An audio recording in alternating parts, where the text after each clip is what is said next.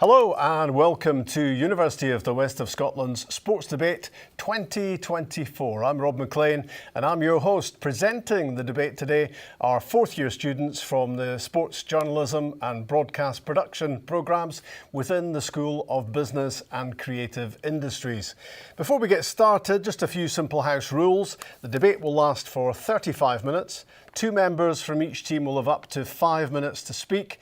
The first speaker for the for team will start the debate, followed by the against team's first speaker. We'll then return to team one for the second speaker, and then the second member of team two will have the opportunity to address the audience. Once the opening arguments have been made, both groups will participate in a 10-minute Q&A, challenging each other's perspective.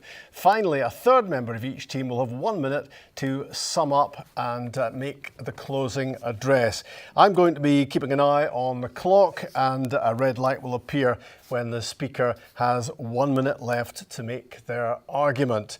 Today's judge is Callum McCloskey, a PhD student at University of the West of Scotland.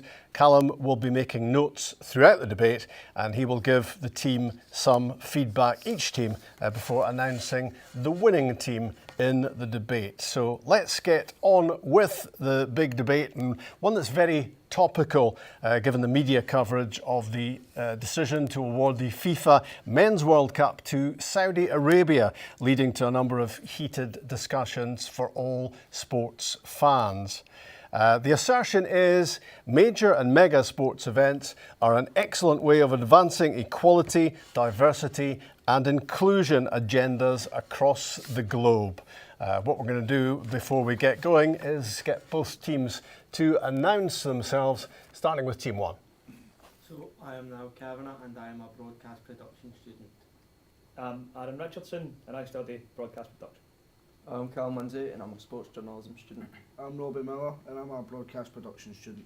I'm Amy Lee and I'm a broadcast production student. I'm Lewis Nichol and I'm a sports journalism student. Hello, I'm Kyle Murphy and I study sports journalism. I'm Robbie Gray and I study sports journalism. And I'm Johnny Orr and I'm a sports journalism student. So let's get started by asking Team 1 to make their opening argument in support of the statement. Over to you, Team 1, and Niall to start us off.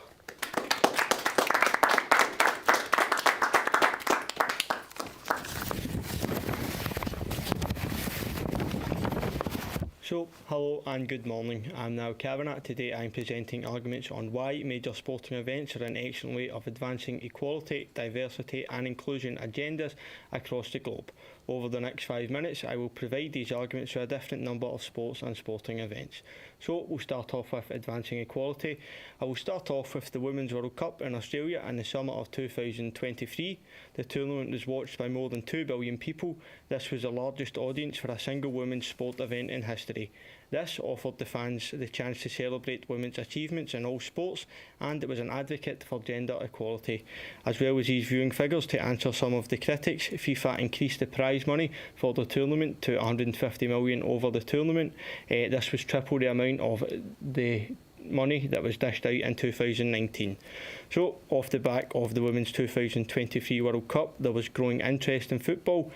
Before the tournament, worldwide brand Nike refused to sell England goalkeeper shirts with Mary Earps on the back of them until a petition, which reached 152,000 signatures. Nike done a U-turn on their stance and started selling them, and the shirts sold out in 80 minutes, so this just showed how much of a demand there was for the shirts. So, as well as the Women's World Cup in 2023, there was the Women's Euros in 2022.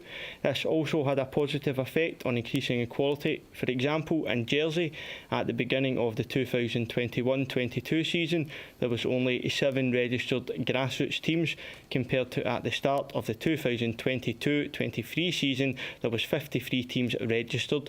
So this shows that there is a major increase in females in sports, which is a good thing, and as this is off the back of a major sporting event, it shows even more that major sporting events do have an excellent way of advancing equality, diversity and inclusion. So far we can see that major sporting events such as the Women's World Cup can advance equality, as it gives the players a platform to go and perform. So, as well as football, in recent years, all-female boxing fights have been taken to a whole new level. We have seen women sell out arenas and main event boxing cards. A good example to show how much of that equality has advanced is a recent fight between Katie Taylor and Amanda Serrano. The bout took place in November 2024. It was reported that 74 million people watched the bout. This figure meant that this was the most watched women's boxing fight ever. Obviously, 74 million people is a lot of people, and it just shows how much equality has advanced, that that amount of people are tuned in to an all-women's boxing event, because some men's fight don't even put up half of these numbers to compete with that. So we'll move on to advancing diversity. So the No Room for Racism campaign. In March 2021, the Premier League launched a No Room for Racism campaign.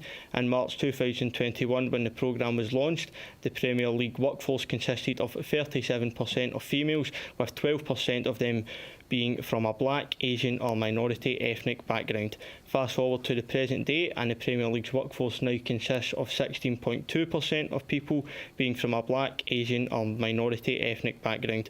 So obviously the Premier League is one of the biggest leagues in the world, there is no denying that. So the fact that they have a clear plan in place to improve diversity can only be a positive factor in terms of advancing diversity. So moving on to advancing inclusion. So a good major sporting event of increasing inclusion is the Paralympics. For example, in 2008 Games in China, China was made more inclusive. Brazil has said to introduce new legislations and a new transport system that is all-inclusive to all in Rio. The 2012 London Paralympic Games are known to have produced incredibly positive results, not just during the Games but even afterwards. The Tokyo 2020 Paralympics Urban Planning Group managed to raise awareness of diversity among citizens as they made tourist sites more accessible. This is able to show us that these countries aren't just reaping the benefits of hosting the Games when they're on in the cities, that it will benefit them in the long term as their tourist attractions are more accessible to people of all race and disability. So another way that the Paralympics advances inclusion is it gives disabled athletes a chance to showcase their talent. QNT Sports says that throughout the Paralympic Games, athletes with disabilities have the opportunity to showcase their talent to the world. This allows for greater recognition for Paralympic athletes, which can only be a good thing in terms of inclusion as more people are getting involved in Paralympic sports. So overall, major and mega sporting events are an excellent way of advancing equality, diversity and inclusion agendas across the globe, as it allows people to showcase their talents on the biggest stage. It brings people together from all different races and backgrounds, and what better way to showcase all these great talents than on the biggest stage. So Hartland M says that the equality in sports refers to the fair and just treatment of all individuals regardless of their gender, race, ethnicity, sexual orientation, ability or any other characteristics. This quote shows that no matter what sport is or where it is it takes place, everyone should be treated the fair and same. So this is why major sporting events have a positive advance on equality, diversity and inclusion, as everyone who competes at these events is treated the same. Thank you.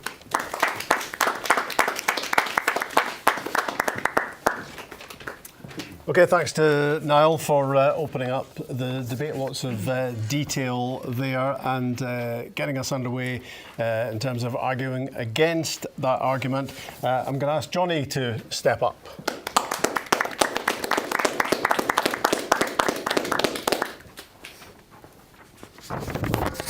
Hi, good morning. I'm Johnny and my team are opposing the statement. So although mega sporting events do undoubtedly provide a fantastic opportunity and platform for advancing equality, diversity and inclusion, the effectiveness and the impact of these events often don't live up to expectations and promises made by host cities or countries and organisations. Economic inequality and accessibility is one of these reasons. Mega events create financial barriers that exclude marginalised, including tickets for these events, travel, accommodation, related expenses and so on. These costs prevent many individuals from participating in these events, especially those from lower income backgrounds.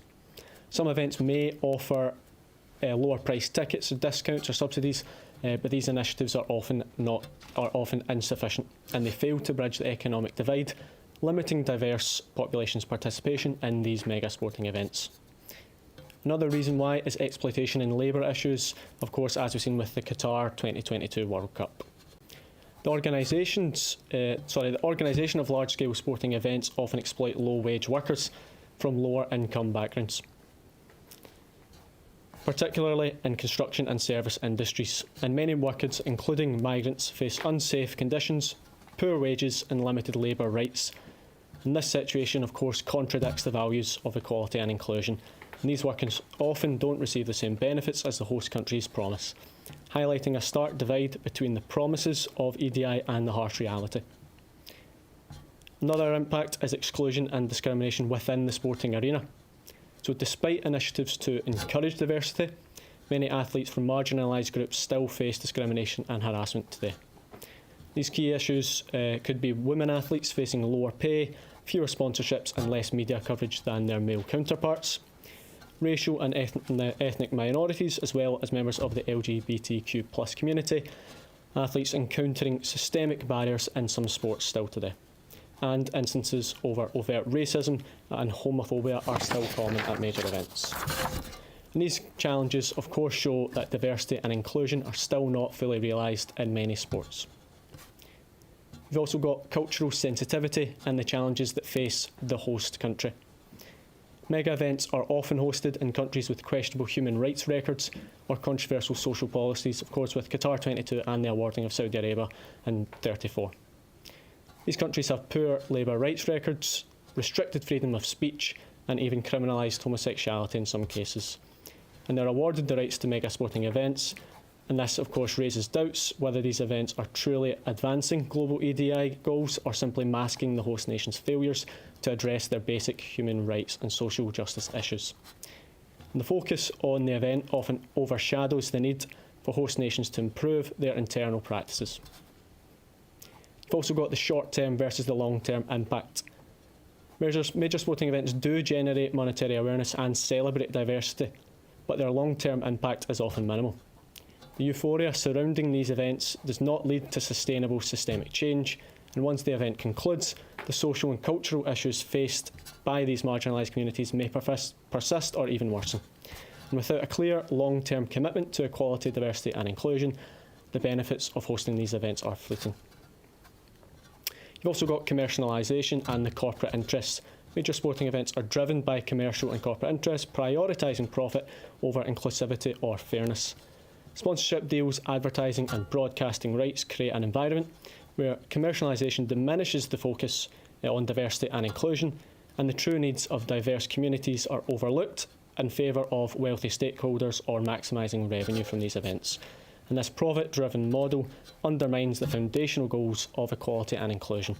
So, in summary, major mega sporting events often fail to address the underlying systemic issues that perpetuate inequality and in some cases exacerbate those changes.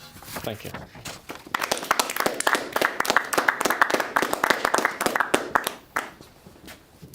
Thanks, Johnny. This is the UWS Sports Debate 2024, so we've had opening statements for and against. Now for the four team offering another angle, please welcome Aaron.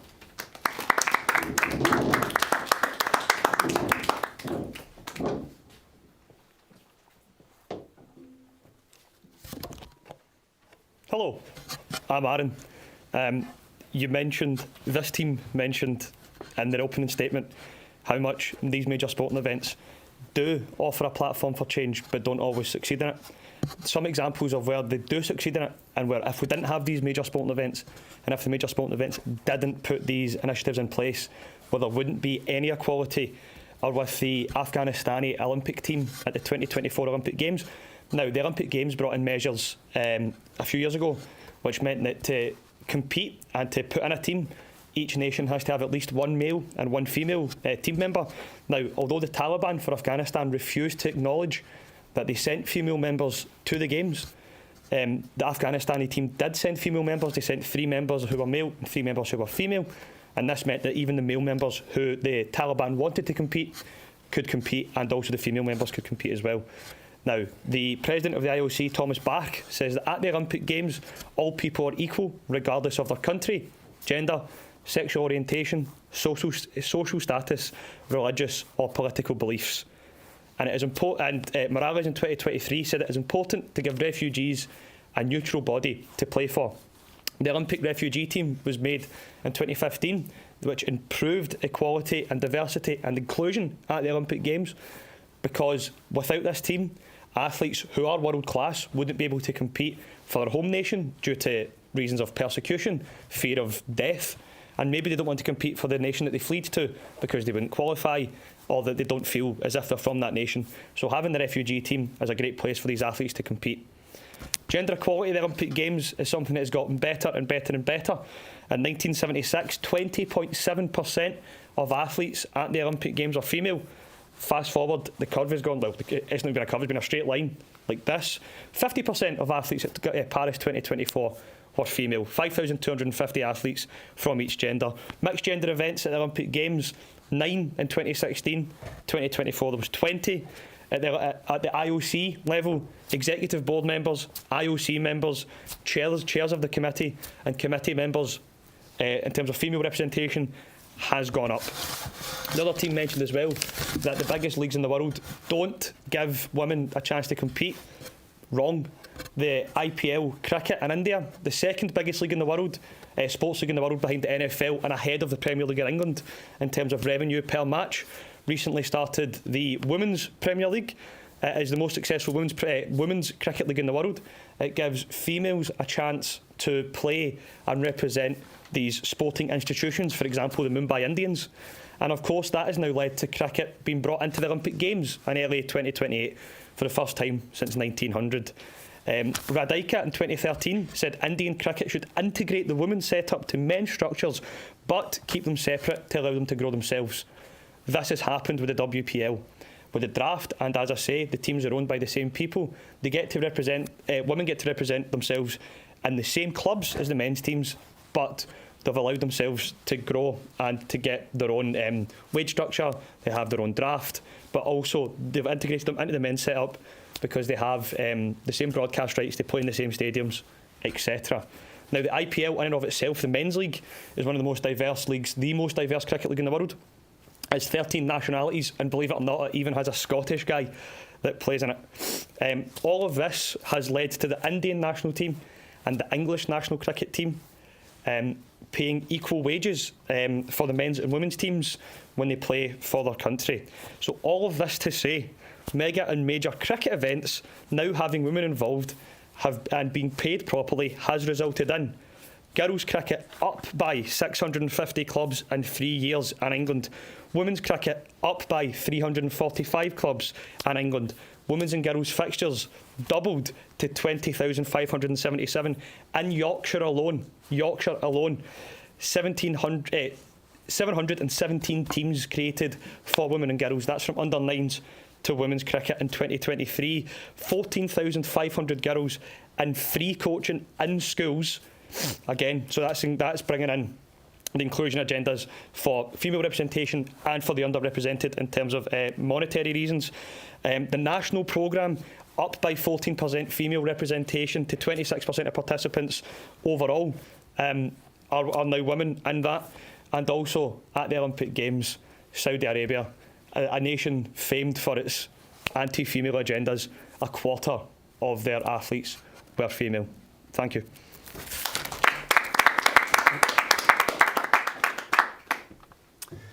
So that was Aaron ramping up the argument for. Looking now to add strength to the argument against. Please welcome Robbie.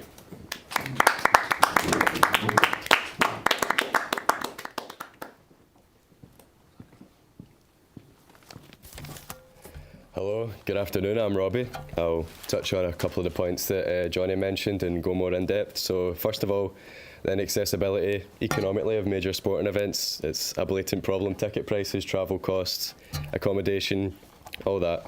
And there's various economic studies to prove this. I'll refer to John Crompton's work, Economic Impact Analysis of Major Sport Events, where he highlights the commercialisation of sport drives organisers to maximise revenue, therefore pushing lower middle class citizens away.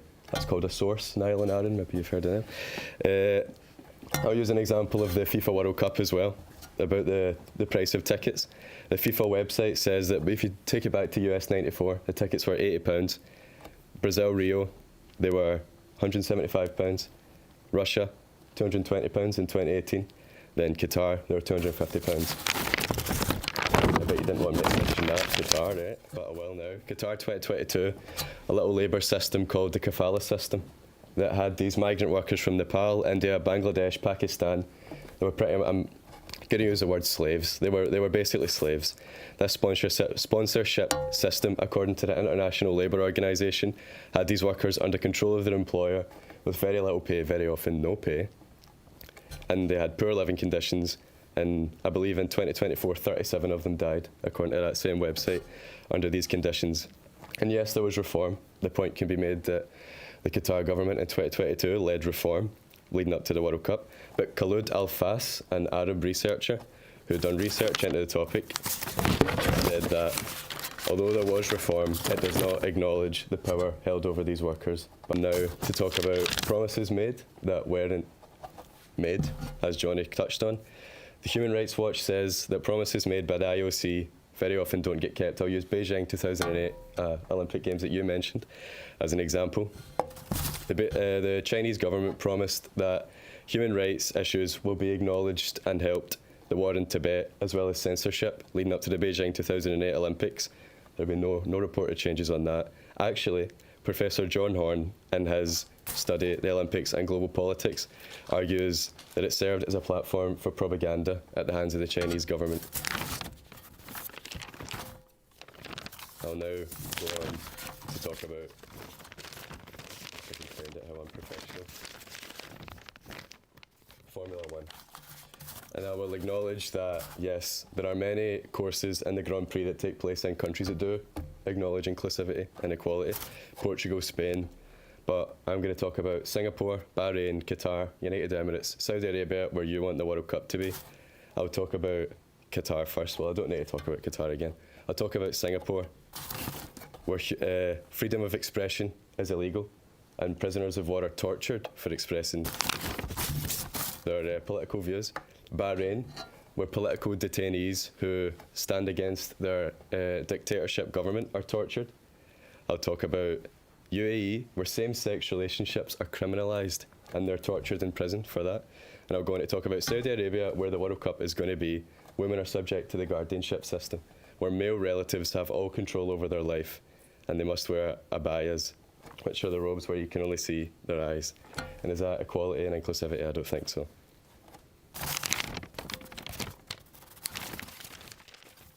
Major sporting events, as touched on by Johnny, have shifted into a commercial business venture for businesses. No inclusivity to the lower and middle class.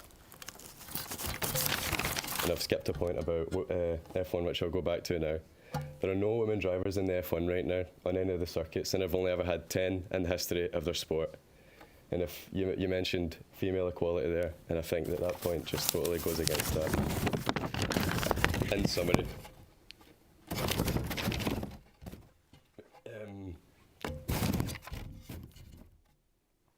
Sit down here.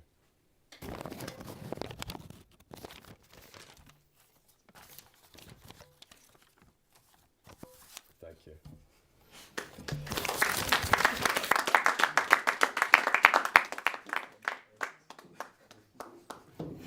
Thanks to Robbie, getting passionate in terms of the argument against, and that's where we're going now, because I'm going to invite both teams to challenge each other's arguments in an open question and answer session. We've got 10 minutes for this. Who's going to start us off? I'll start off. Now, you spoke about the success of the Paralympics in London 2012. However, you're forgetting about a campaign that Channel 4 came up with.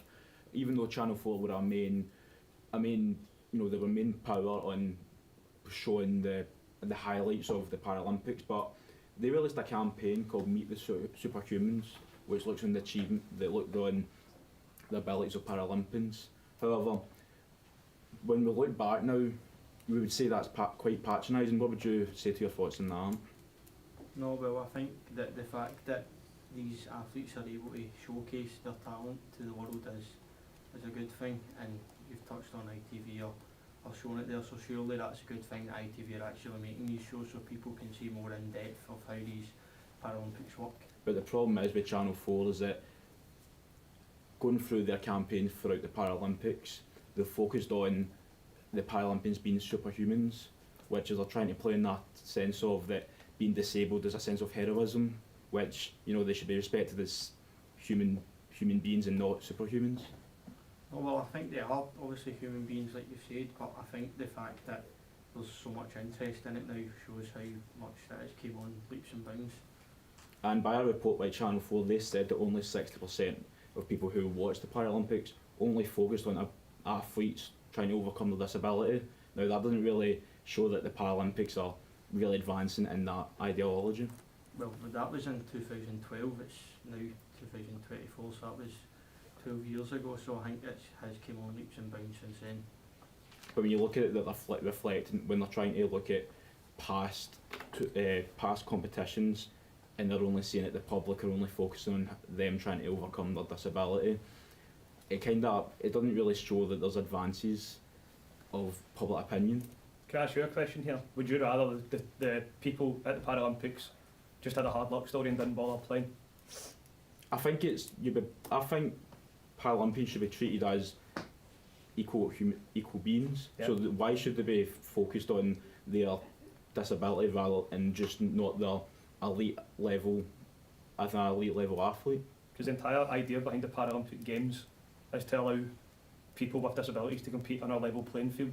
So I think it's important, and not to answer for Niall, but again to question your question here, I think it's important for these people and for the viewers at home to understand what the person's disability is, how they overcome it, and then at the end you watch them compete in their sport. It's one of the most inspirational things on the planet. But the problem is that if you looked at Channel 4's campaign for this Paralympics, they were trying to steer away from it. They don't want to look at Paralympians as inspirational, because their campaign was called Considering What, and it's looking at people's opinions of, oh, they're doing so well considering their disability, and that's what Channel 4 are trying to get away from, and that's highlighting the public's opinion and also Channel 4's opinion as well. In 12 years they have advanced. You say in 12 years there was no really lots of interest, especially in this country. Paralympics 2008, fast forward to 2024, it took over Channel 4 for 2 whole weeks. Is that not progress? Is that not promoting inclusion agendas in this country? That's what I said in my opening question, that we can see the progress that Channel 4 have made with highlighting the achievements of the Paralympics, but the fact that it's took 12 years for them to think, okay, maybe we should reframe this campaign. Yeah, but again, would you rather they just stayed still and didn't change, didn't promote these things? Because with some of your other groups' ideologies when it comes to, say, Saudi Arabia, when you look at those sort of things, homosexuality became legal in the UK in 2014. Now, of course, it's not legal in those countries at the minute, but surely the UK was so slow to progress on that front. Surely you should allow Saudi Arabia time to progress on that front, especially with, as Callum found earlier about the wages. Yeah, so the Vision 2030 was in line with the environmental, social and governance. So now there's a legal requirement for men and women to be paid equally. And if we go to the technology sector, startup rates for women are actually higher than men, and they're even higher than the European average. So again, would you rather that Saudi Arabia was just this like hellhole for people to live in, or would you rather that they also brought in these inclusion agendas? Because at the minute it seems like you would rather they just stayed still. I think it's more about what we're trying to agree here is that it's about progression. And you pointed about Saudi Arabia there. Yes, Saudi Arabia have changed a lot of their rules concerning women, but the fact that there's still gender segregation, this was from a report from Amnesty International, that there's still segregation in restaurants, schools and even stadiums. So the fact that Saudi Arabia wanting to have the World Cup, but it's still got segregation in stadiums, how is that going to work? Of course, this is wrong. I don't think there's anybody in this room that would agree that that's not wrong.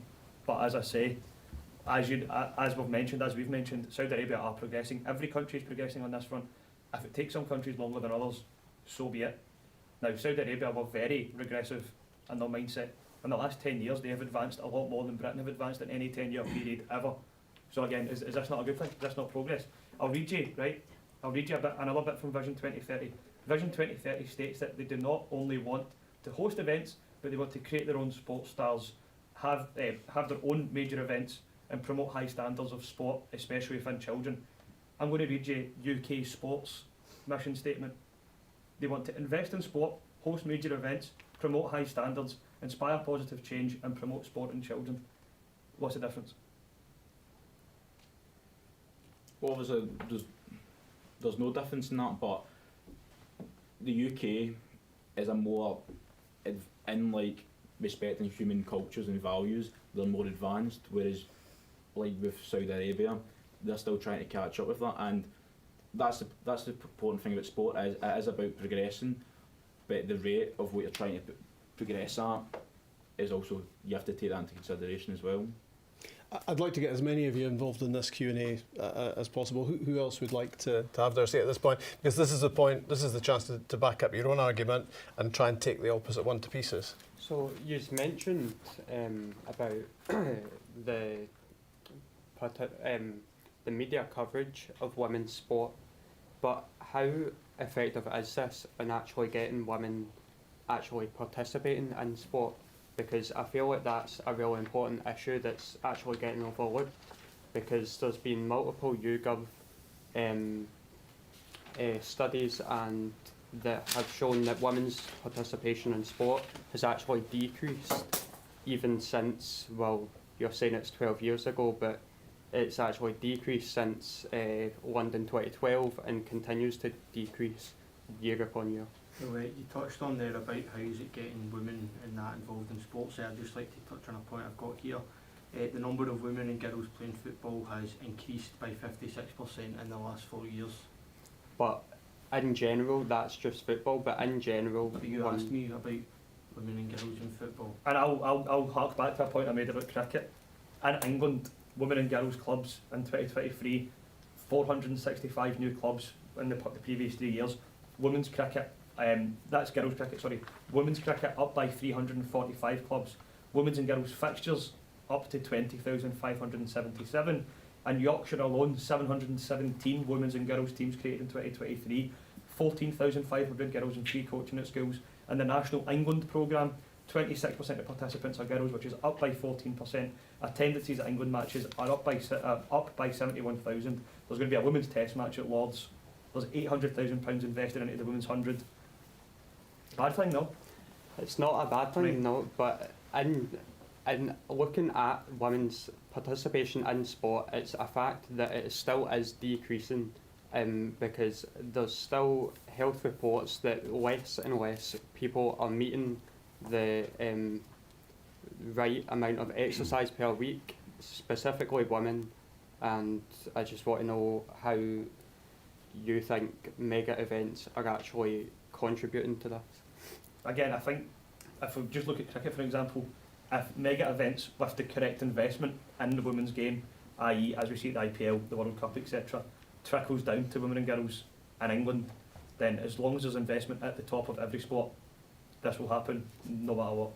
Who else would like to say something at this stage? Because this could be the point at which the debate is either won or lost. Amy, what would you like to say? You also mentioned about there's no female drivers. That's correct, there's no female drivers in the Formula 1 industry at the moment. But you forgot to mention about the Formula 1 Academy. Formula 1 Academy was set up from last year onwards of all female drivers to show the spotlight and their talent that they have. And in particular this year, they have their more broadcast rights now in terms of Sky Sports F1 and on YouTube to show the support series.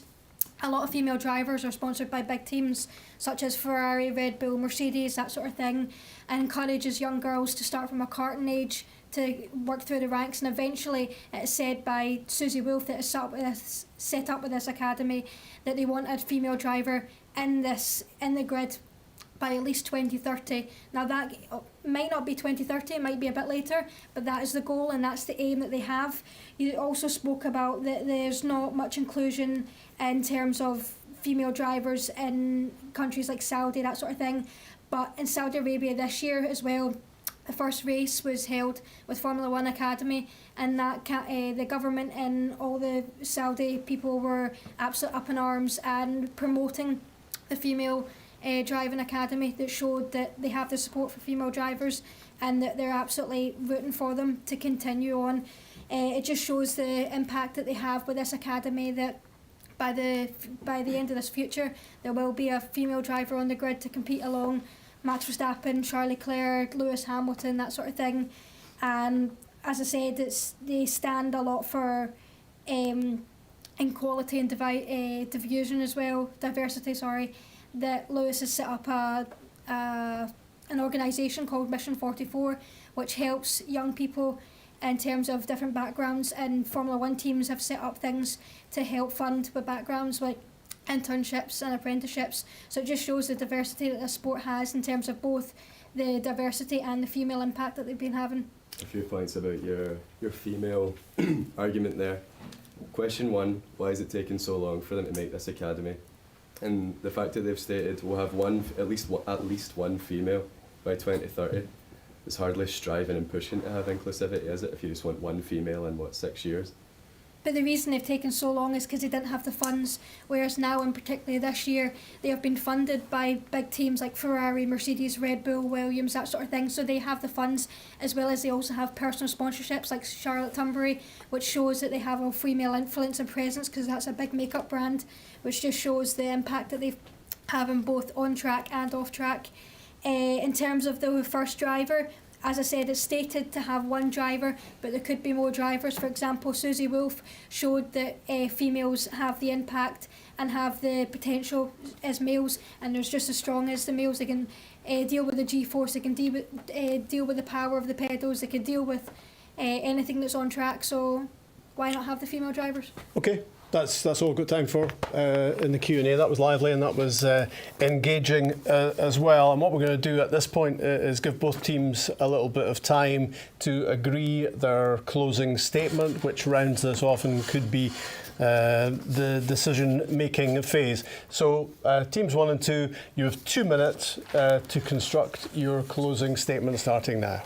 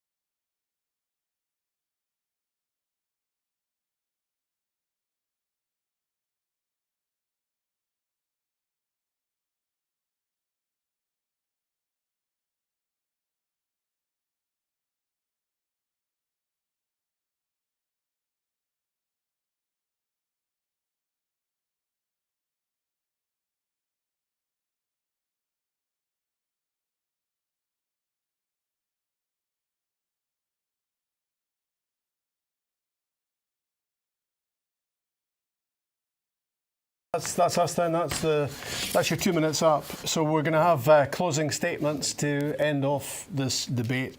And closing for Team 1 is Callum. Welcome, Callum.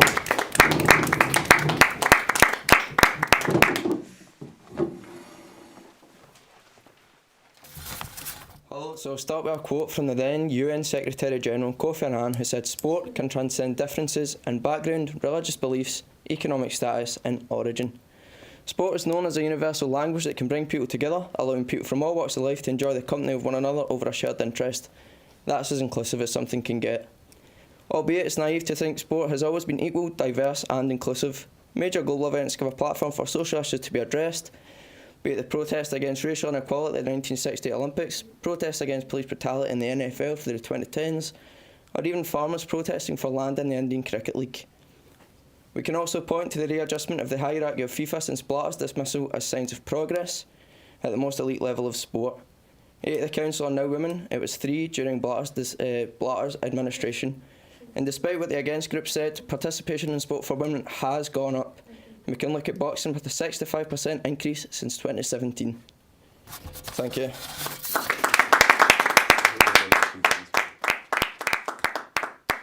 Okay, thanks for that, Callum. Closing for Team 1.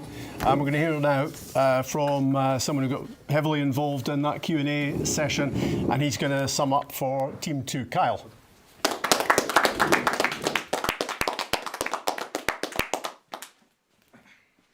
Now, we know how important sport is. It's got a massive aspect in many people's lives. It can bring people from all walks of life to share a passion they care for. However, a key word is prevalent here. Sport should be an important aspect in everyone's life, whether that's been by giving the freedom to support who you love, or simply being allowed to attend events freely without having a sense of fear from prejudice.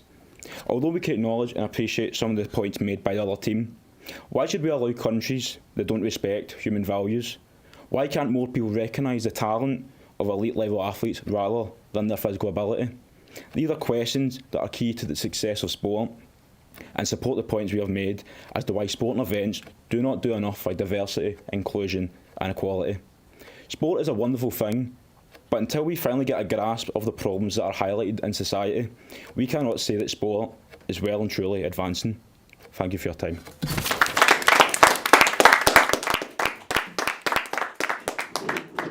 Thanks, Kyle. Well, both teams can do no more at this stage, and it's time to hear from our expert judge.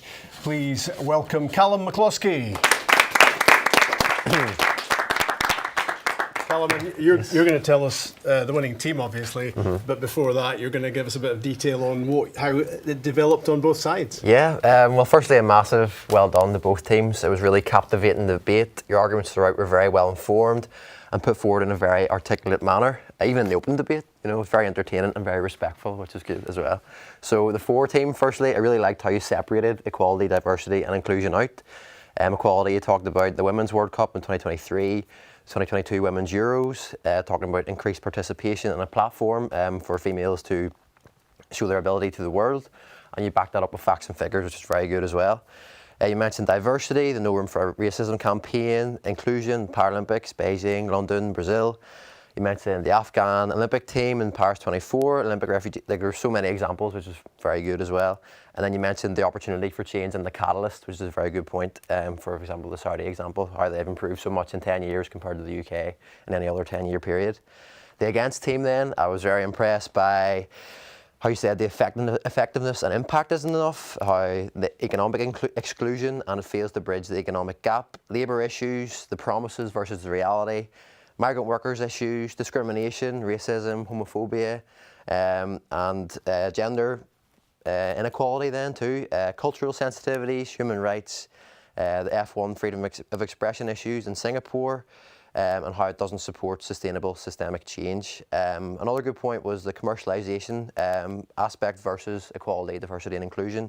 Another very good point, and I liked how you used academia as well with the John Crompton example and the John Horn example, talking about propaganda for the Chinese government in the Beijing Olympics.